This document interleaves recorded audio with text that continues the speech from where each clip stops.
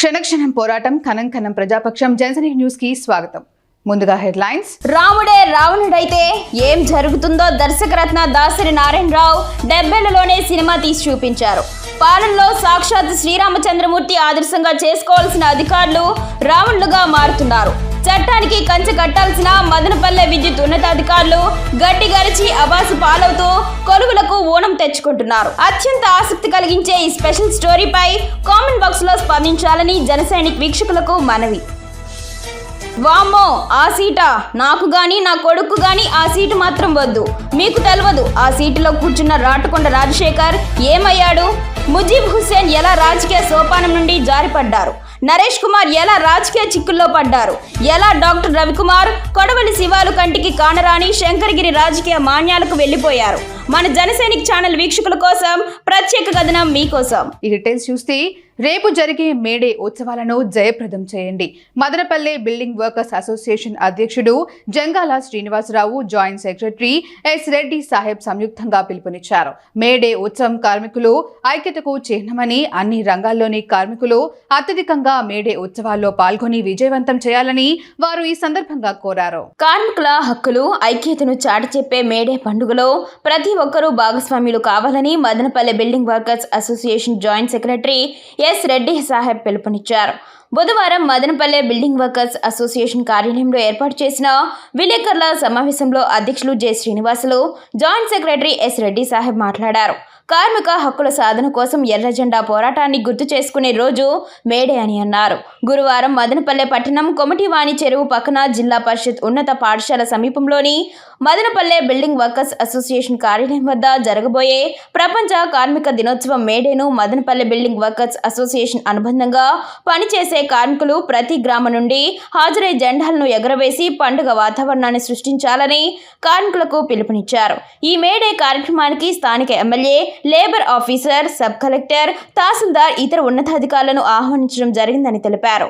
ఉదయం 8 గంటల నుండి ప్రారంభమయ్యే మేడే ఉత్సవాలకు ప్రతి ఒక్కరూ హాజరు కావాలని పిలుపునిచ్చారు. మేడే సందర్భంగా మదనపల్లి కార్మికులందరికీ ముందస్తు శుభాకాంక్షలు. రేపు మేడే, ప్రపంచ కార్మికులందరికీ మేడే దినోత్సవం రేపు కార్మికుల దినోత్సవంగా మనం జరుపుకుంటున్నాము.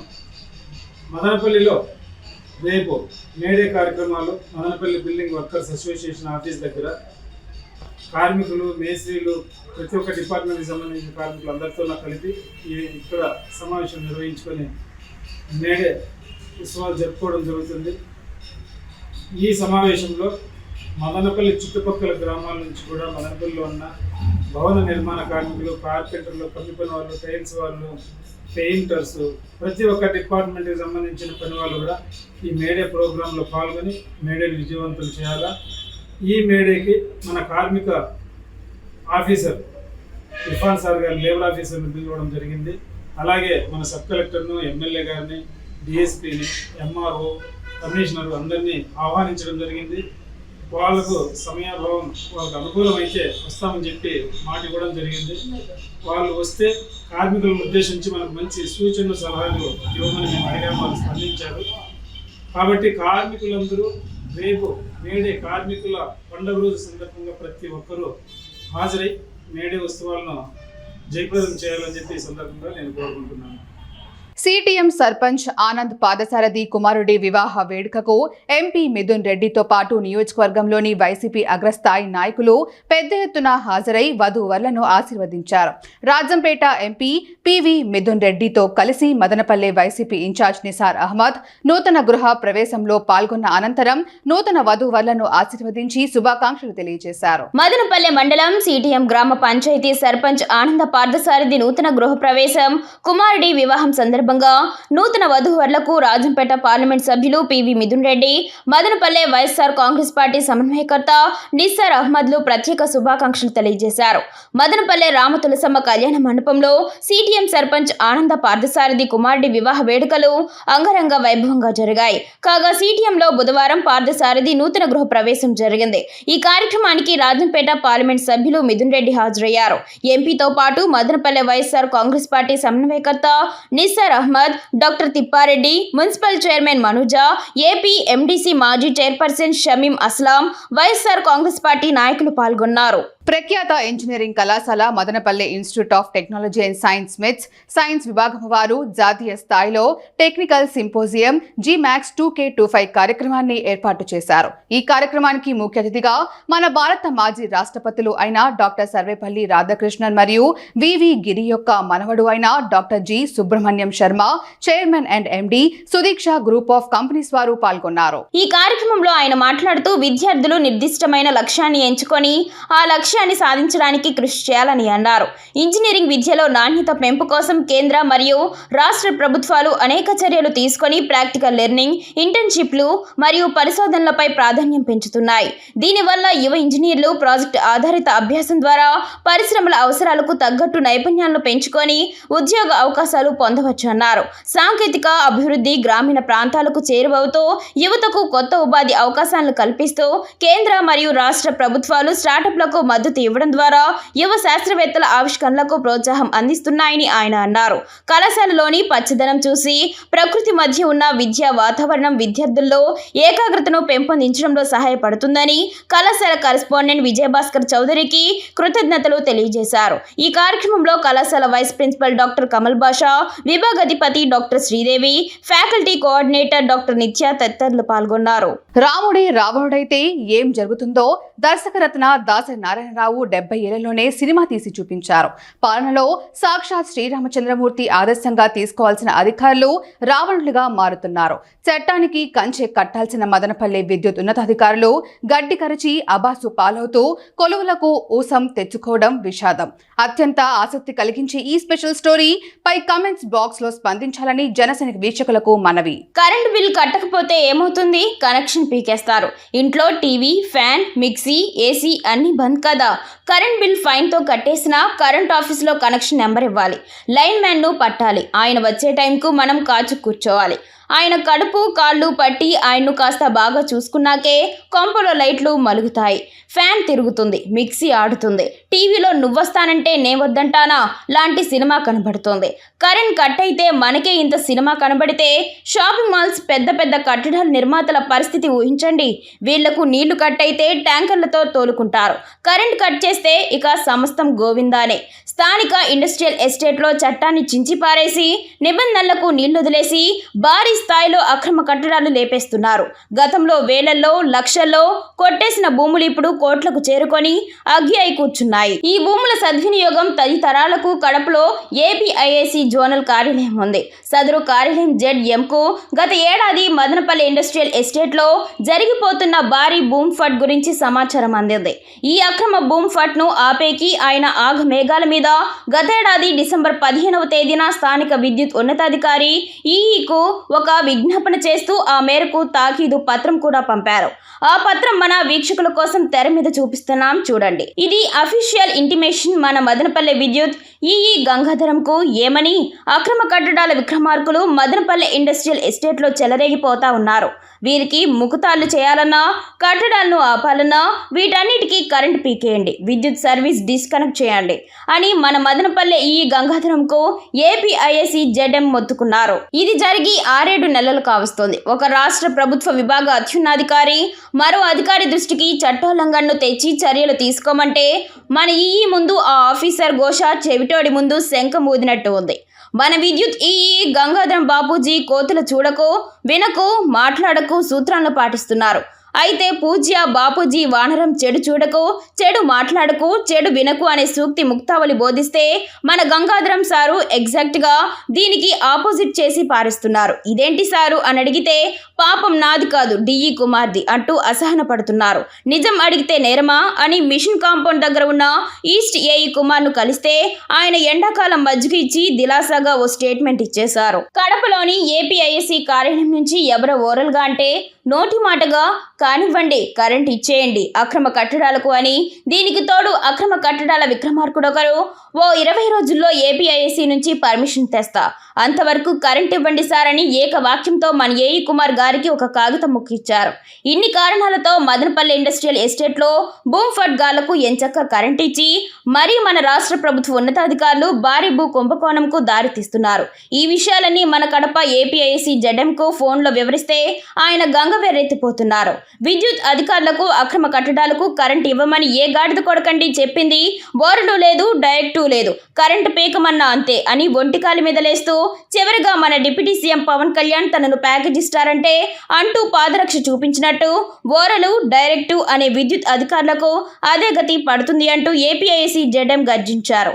ఇక్కడ అక్రమ కట్టడాల విక్రమార్కులు రేయింబవళ్లు పెట్రోమాక్స్ లైట్లు కూడా పెట్టి తమ గరానా బూంఫట్ ను దర్జాగా లాగించేస్తున్నారు. హే భగవాన్, మేరా భారత్ మహాన్.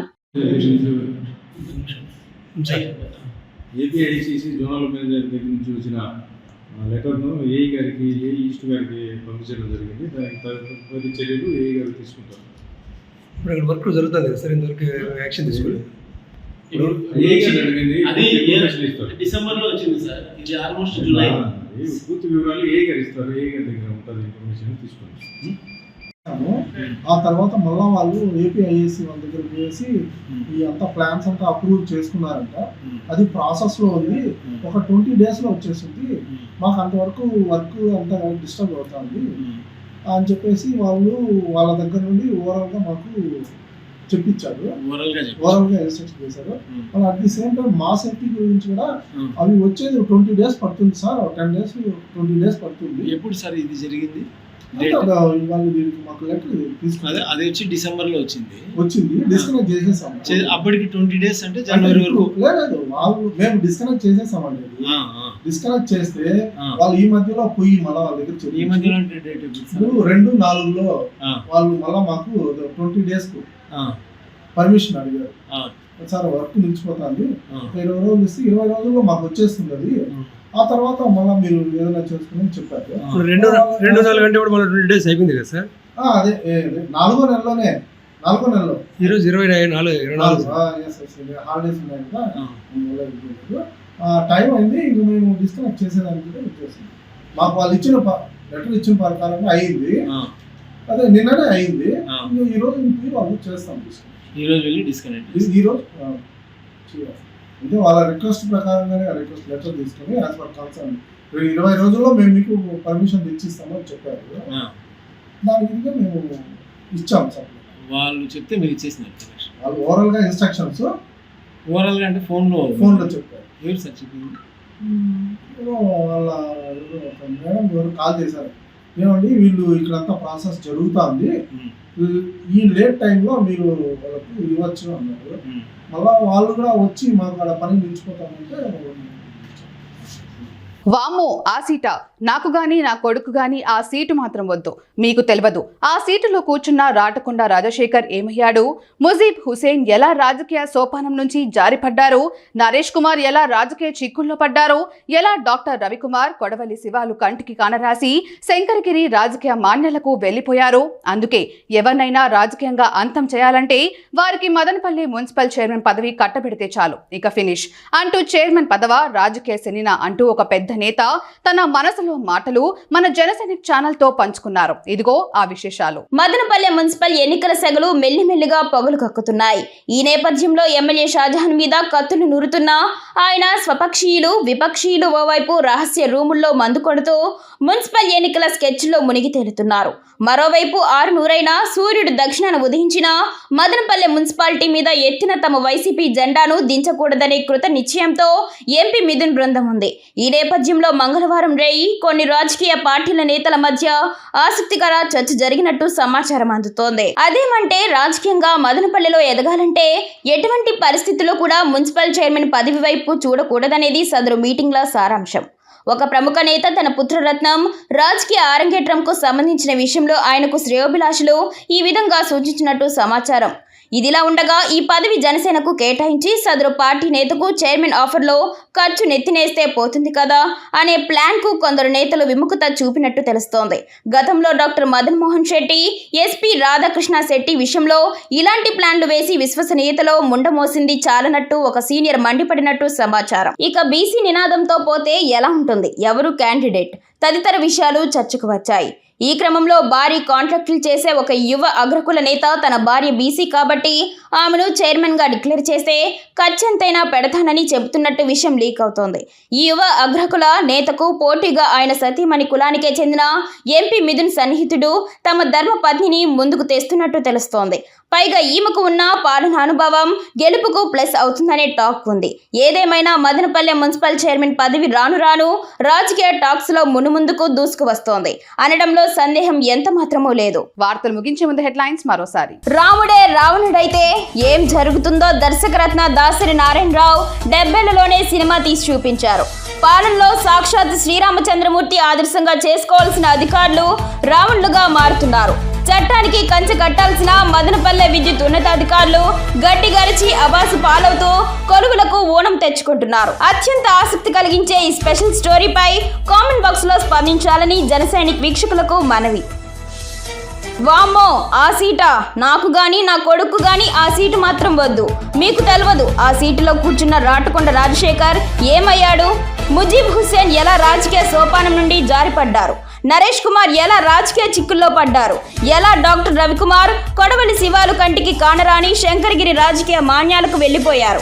మన జనసైనిక్ ఛానల్ వీక్షకుల కోసం ప్రత్యేక కథనం మీకోసం. క్షణక్షణం పోరాటం, కనం కన్నం ప్రజాపక్షం. జనసైనిక్ న్యూస్ ఇంతటితో సమాప్తం. తిరిగి రేపటి బులెటిన్ లో మళ్ళీ కలుసుకుందాం. అంతవరకు సెలవు. నమస్కారం.